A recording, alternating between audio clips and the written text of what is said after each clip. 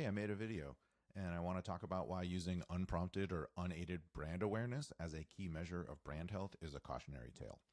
First of all, it doesn't reflect buying behavior.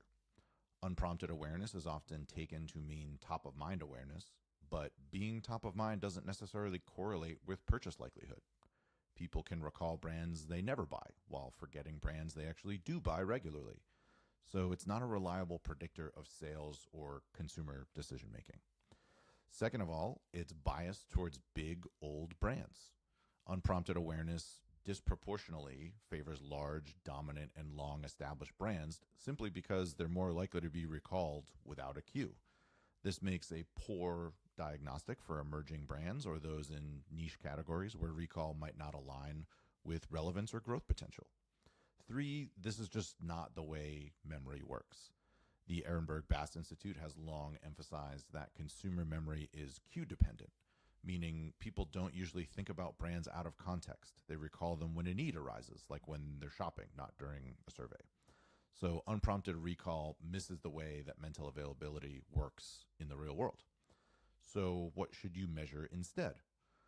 Mental availability metrics tied to specific category entry points, or CEPs, are highly effective at predicting shopper behavior.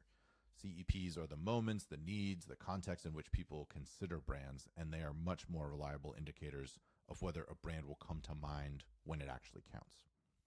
So a great CEP example for beer is for drinking on the beach or for camping or to pair with a steak dinner, to bring to a Christmas party.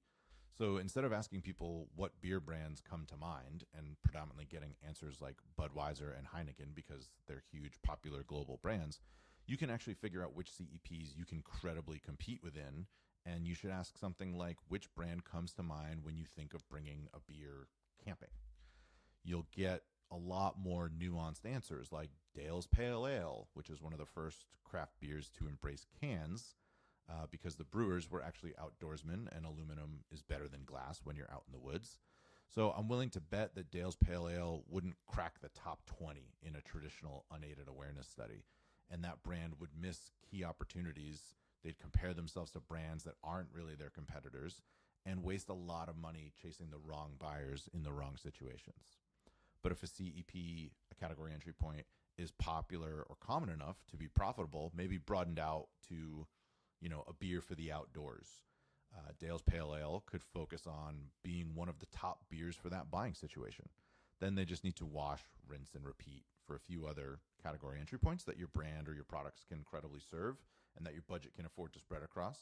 And you're owning several buying occasions and you're measuring things more successfully than relying on awareness or unaided awareness alone. You're actually measuring when people think of you and your competitors in these specific buying situations.